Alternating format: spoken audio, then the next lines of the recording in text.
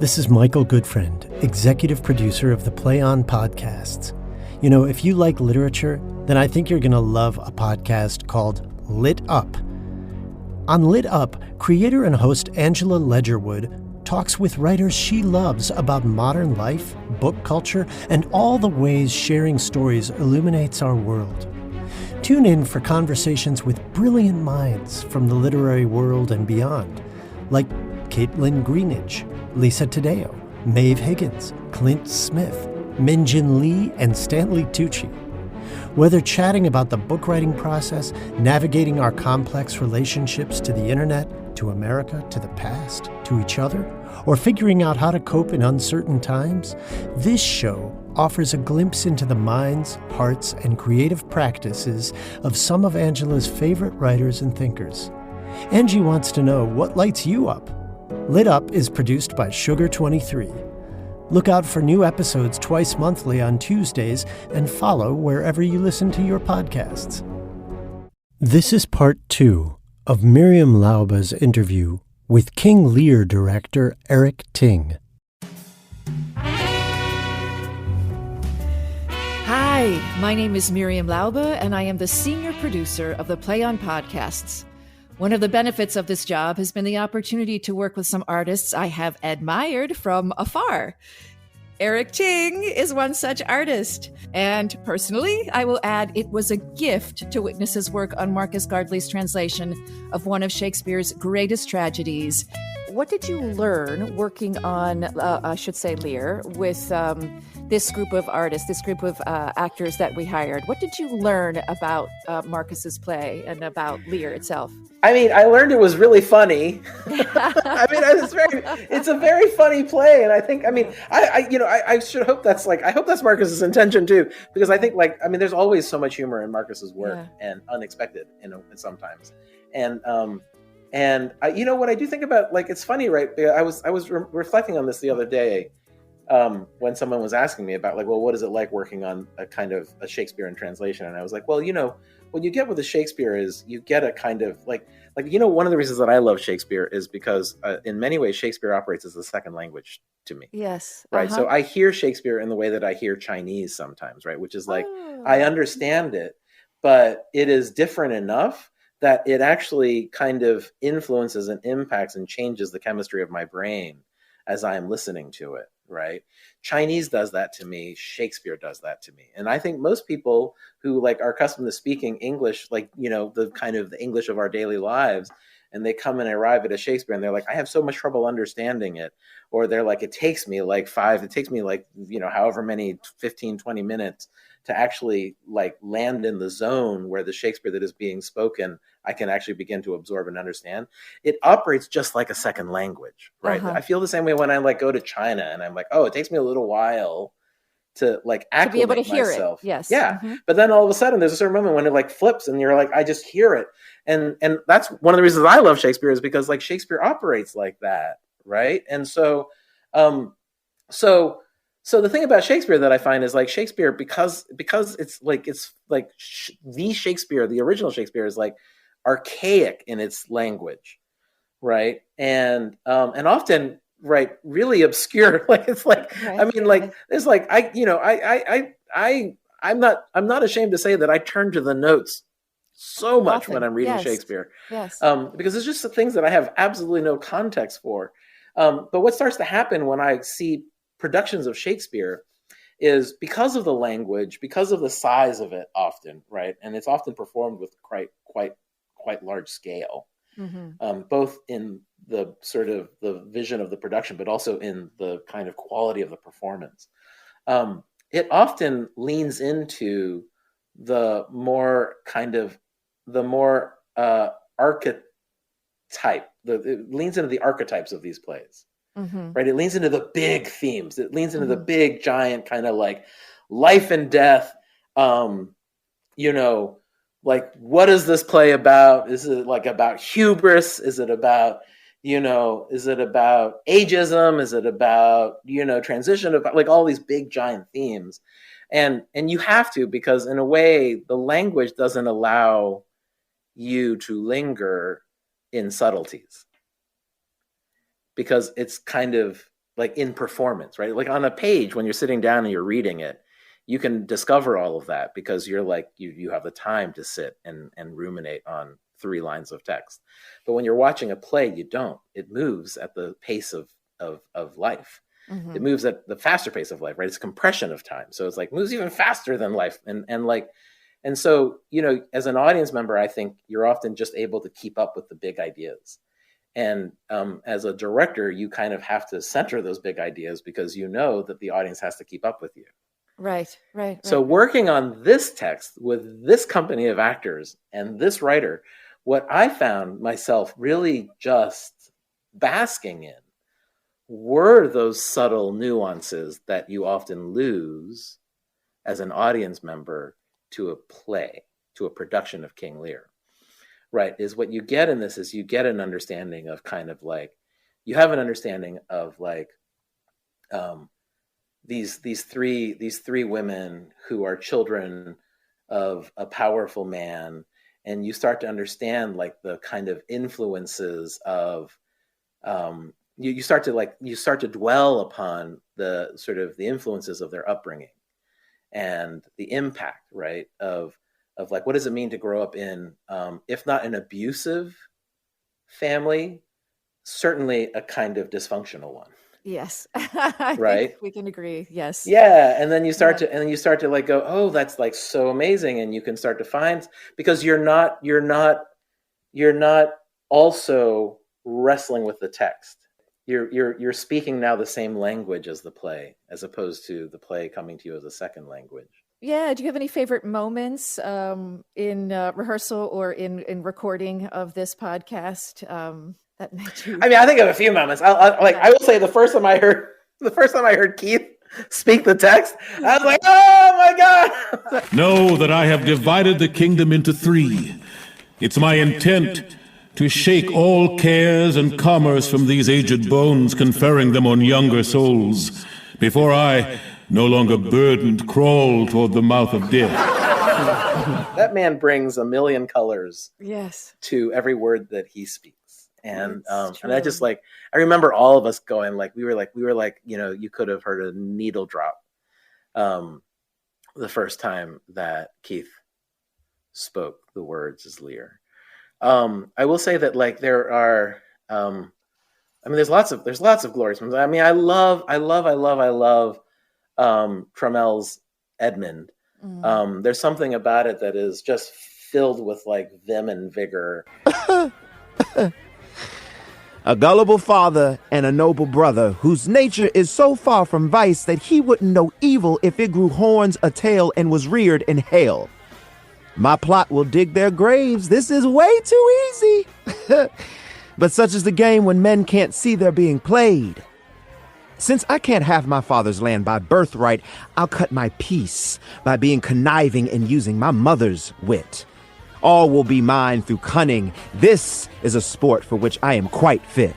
And I think that there's a kind of quality about it that feels so contemporary. I mean, and a lot of that is obviously a consequence of the translation that allows it to feel so contemporary, that doesn't kind of ground it in the sort of archaic language, but really just lets it be what it is. And to understand, like, you know, like we've all been the outsider in a family. We've all felt like we couldn't live up to the expectations of, and we can understand what it means to sort of be driven, right, to claim power when for so long we have felt that the power wasn't ours to claim.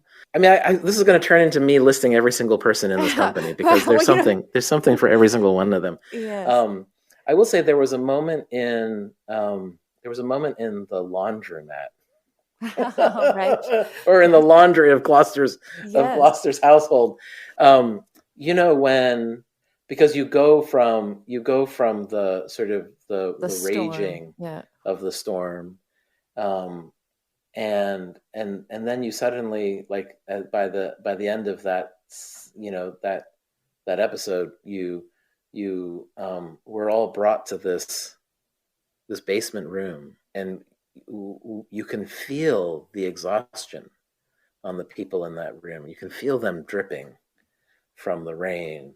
You can feel them just kind of just blasted out. there was a moment when we asked Keith to approach the kind of mock trial as if he were a child. Let's charge Goneril first. Here she is. I swear before this honorable assembly that she kicked her father, the poor king. Come here, lady. Is your name Goneril? She cannot deny it. I beg your pardon. I thought you were a footstool. And here's another one whose twisted face shows what she has in her heart. Stop her there! Arms! Sword! Fire! There is corruption here! False judge! Why have you let her escape? And I just remember kind of just like grinning.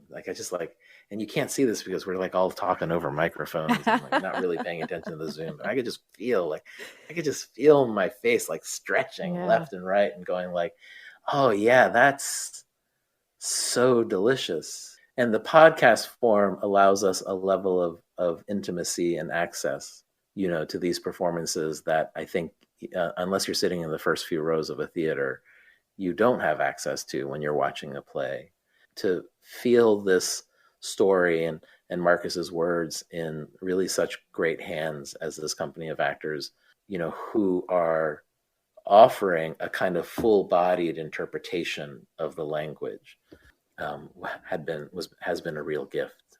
And I think there are certain choices that we made in the podcast that through Marcus's encouragement, right? Like casting a woman as Kent and kind of like feeling that in this piece, thinking about sort of the last moment of Lear's life as he collapses there, and thinking about Kent kind of lifting Lear up upon his back and carrying him out of the cow palace.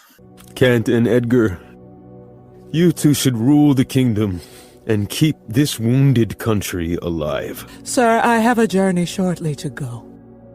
My master calls me, and I must not say no, even into the next life.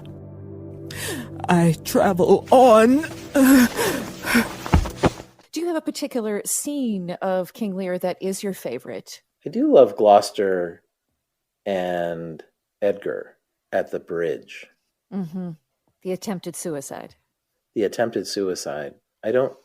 think that's just, listen, I mentioned earlier that my father passed away when I was between my junior and senior year in high school. And, my father holds an outsized place in my life, despite the fact that I only knew him for, a relatively small fraction of my life. There's something about that moment between this father and this son, with the father not even realizing it's the son, right? But like the son, right? The son, between the son and his father. I think that's an important distinction. And his desire to recharge his father with a sense of living. That I think is just very powerful to me. I'll deepen his despair only to cure him of it. Oh, you mighty gods, I renounce this world, and in your sight I shake off my great troubles and afflictions. If I could bear my troubles any longer and not rebel against your indomitable will, then my useless life would end up burning itself out. If Edgar lives, then bless him. Now, fellow, for sure, farewell. Gone again, sir. Farewell. And Daniel and Bernie, watching them do it, because the two of them, they've clearly worked together before, or they had such great chemistry. So I was like, oh, the two of you have worked together before. I just don't know when. But and to see them kind of like both in the recording and then outside of the recording sessions, just like watching the way their banter, and seeing the kind of love there between the two of them, and you feel that in the scene. You feel that sense of compassion. Yeah, the gift of trying to wish somebody back into life. Yeah, it's beautiful. It's beautiful. This is Michael Goodfriend, executive producer of the Play On podcasts. If you like this podcast, you probably also really like great stories. And if you like great stories, then I want to tell you about a podcast that I really enjoyed. It's called Square Peg. It's about a vengeful, one-eyed British curmudgeon on a decades-long mission to have his brother thrown in jail. In 2017, an American suburban dad named Rob Collins accidentally got sucked into this bizarre world of Frank Carver. And he goes on a 2-year quest to help Frank and learn the truth. It's a riveting and wild story with lots of surprises, and you can binge all 8 episodes now. Search for Square Peg in your podcast app or go to squarepegpodcast.com. Okay, I didn't ask you about Shakespeare just on its own, but what was your very first experience with Shakespeare, Eric? Ooh, you mean my first? You want to say? Do we want to say my first theatrical experience with Shakespeare? No, you could. My first experience with Shakespeare. I mean, I think Shakespeare's been in my life for a long time. I will say, just like my. I mean, we've always had a Riverside as long as I can recall. There's always been a Riverside Shakespeare in my family, and it wasn't because I ever saw my dad read it or my mother read it, for that matter. Certainly. I don't know why we had it, but it was always there. And I think that I was a voracious reader when I was young. And I made my way through the Riverside like when I was in 6th or 7th grade. I just oh my goodness, you read the entire thing? Wow. Yeah, I did. And I read all the notes, and I was like, I have no idea how much I actually retained or understood, but it was like a thing. I was like, oh great, this is a good project. But I will say as an artist, I've had until I ran a Shakespeare theater, I had very little experience as an artist with the canon. It's a thing that I think, it's something that it's knowledge that I hold dear to myself, because I often find that there's something about Shakespeare that has been an obstacle to certainly my colleagues of color and myself. I was never invited to engage with this text. There was never an expectation that I would engage with this text. I was the person that you brought in to work with writers of color or to work with new plays, but I was not the person that you thought of when you thought of Shakespeare. And it wasn't because there was a lack of love for it. It was just a lack of opportunity. Yeah. I'm going to actually add something here. As someone who is mixed race, I was actually not invited into the new plays world. I was invited into Shakespeare. Oh, cool. So I had almost as a mixed race person, the opposite sort of experience of coming. Because you felt like people didn't know where to put you? Exactly. That's exactly right. But because you were welcomed, or I was welcomed into the classical theater in a way that I didn't feel invited into the modern theater. I believe that. Yeah. And I don't want to make a suggestion. I think I want to be careful that I think Shakespeare has had a role in changing the face of theater in this country, right? I certainly don't want to suggest that hasn't been true. I think that there's a very clear period of time when Shakespeare was actually productions of Shakespeare were often the first productions to formally challenge how we cast roles and whose faces we saw in them. And that was you can't pretend like that wasn't a part of our history as a field. And that's absolutely true. So I would never suggest that it was itself by its very nature uninviting. It was just a kind of experience. It was just my personal experience of it. Yeah. Since you were asking, right? So again, I know that there are many examples, I think, of extraordinary companies that are BIPOC led and BIPOC run that center Shakespeare in their work. I think of for us in the Bay Area, there's African American Shakespeare. There's Harlem Stage, Classical Theater of Harlem, and Penumbra. Yeah, Classical Theater of Harlem in Manhattan. Not Penumbra. You know, and there's like, and because Shakespeare is so well known and in the public domain, do you know, it's work that often gets done by a lot of different organizations, a lot of different artists, and that's really amazing. But that's just me being like candid about like my experience of Shakespeare. My experience of Shakespeare was, you know, I wasn't the person that folks thought to turn to, and I had to fight. Like I had to fight for an opportunity to really kind of live in this language and live in this world, and I will say it's just it is a gift. I mean, I like, you know, it's like any kind of great works of literature. They give and give and give and give and give and give, and you know, and every time you come back to them at a different point in your life, they give in a different way. Right. And I think that's the opportunity of Shakespeare in a way that you don't get when you start to look at some of the more obscure classical works, is that you get to come back to these things, right? Yes. And there's something in that, in each reunion, that is a journey in and of itself. And that's really, I think, a special thing. Can you just talk a little bit, because you spoke about when Marcus did the Odyssey for you, he set it in the East Bay. Can you talk a little bit about him setting Lear in San Francisco? Yeah, you know, I wish I could say even more than I can, because I think a lot of this was a lot of this visioning happened before I ever joined this project.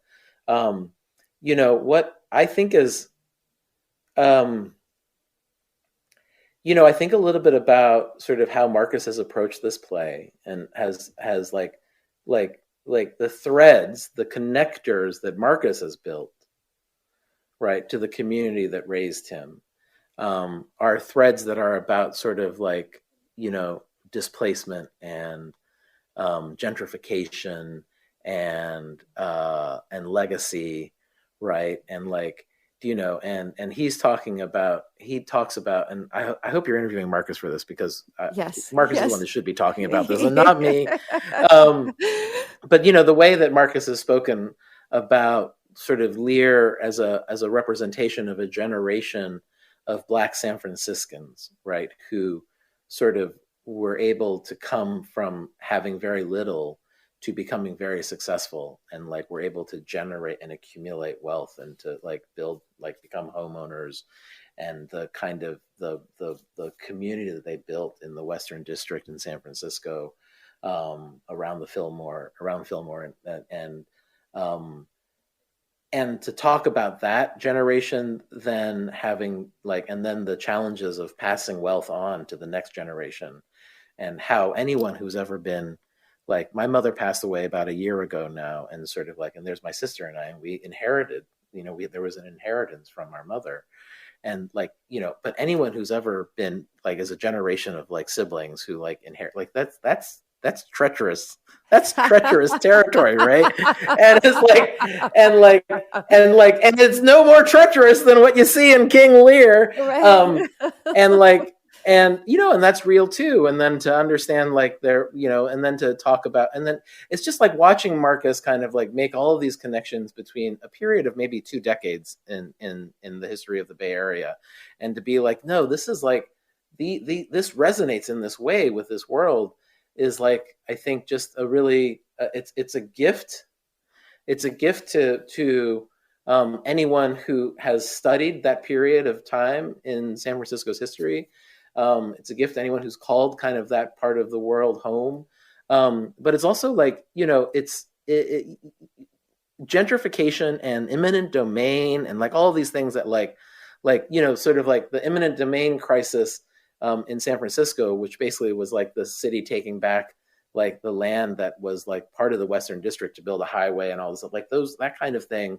Like there's examples of that in every city in this country. Mm-hmm. Right. Yes. And and Marcus is like, saying that like, oh, there's this like, this is like, suddenly France are the developers that are coming in and claiming the land, and and he's talking about like, and he talks about the sort of the homeless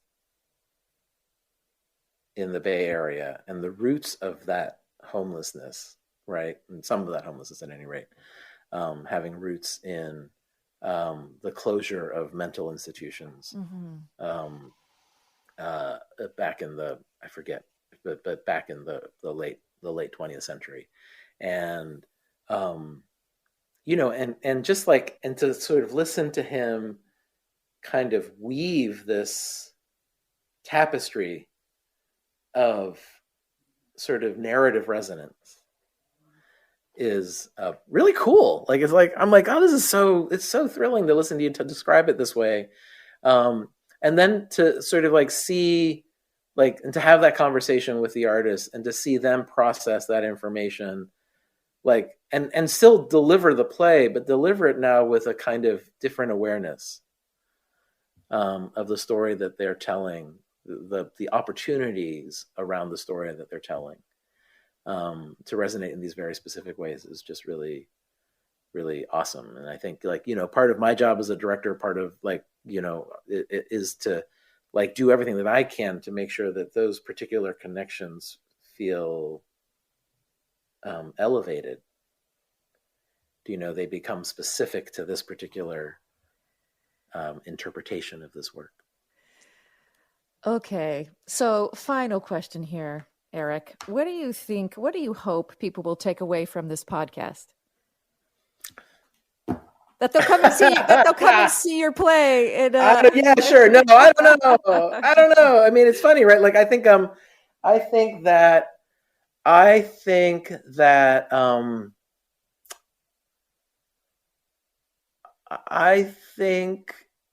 I mean, what I hope that they'll take away, like, what they take away from ever encountering the play of King Lear, number one, right? Which is like, I mean, plays are a product of the artists that make them, the times that produce them, and the audiences that receive them.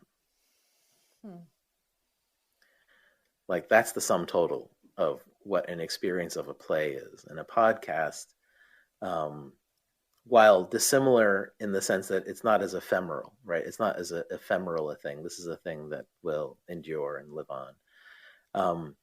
You're still meeting it in the moment that you're listening to it.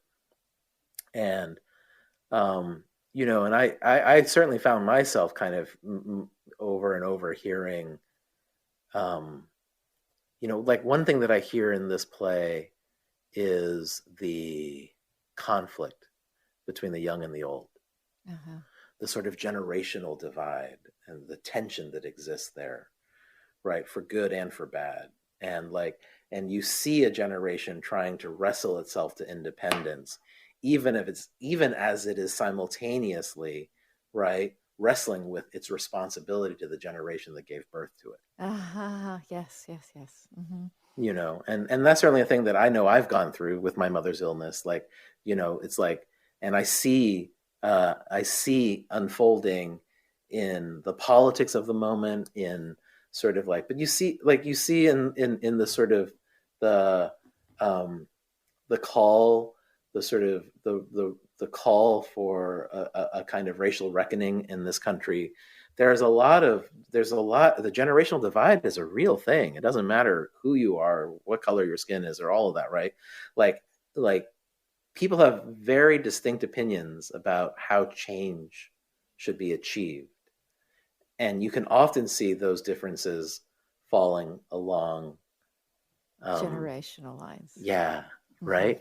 And that's absolutely a part of King Lear, and and it's fraught with it. And it's like, oh, what does it mean to like hear it in that way? And again, it's like, it's one of those things where it's sort of, I think what Marcus's translation affords us is a way to really liberate ourselves from the original play,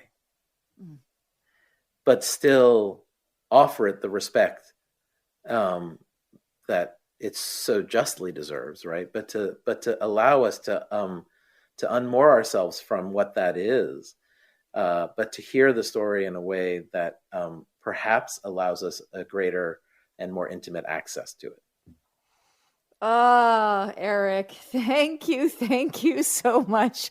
It was such a pleasure to speak with you. I will also say it was a pleasure to watch and listen to you direct this company, this really beautiful company of actors, on Marcus's translation. Your ability, as you described it, to be in communion with both the people in the room, with Marcus and with Shakespeare, was a gift to be to witness. So You're thank you too for kind, that. Miriam. I'm not kind. It's the truth. It was my pleasure and my honor. I had such a good time. Oh, great. Thank you, Eric. Thank you for being with us here. You've been listening to the Play On Podcast bonus content series. You can learn more about the Play On Podcasts at Next Chapter Podcast's website, ncpodcast.com. That's N as in next, C as in chapter, podcasts with an S at the end.com, where you can find other Play On Podcast series and interviews, along with talk podcasts like The 500, The 10, The Tough Juice podcast with KARYN Butler, and a whole lot more. I'd like to thank Jeremiah Tittle, the founder of Next Chapter Podcasts, and my producer, Peter Musto. Our audio engineer is Adam Bernard, and our editor and sound designer is Justin Cortez. Be sure to subscribe to Next Chapter Podcasts for updates on all the latest content, and don't forget to rate and review our shows. I'm Miriam Laube, and I look forward to sharing more incredible works in the Play On Podcast series with you, along with lots of enlightening bonus content at Next Chapter Podcasts.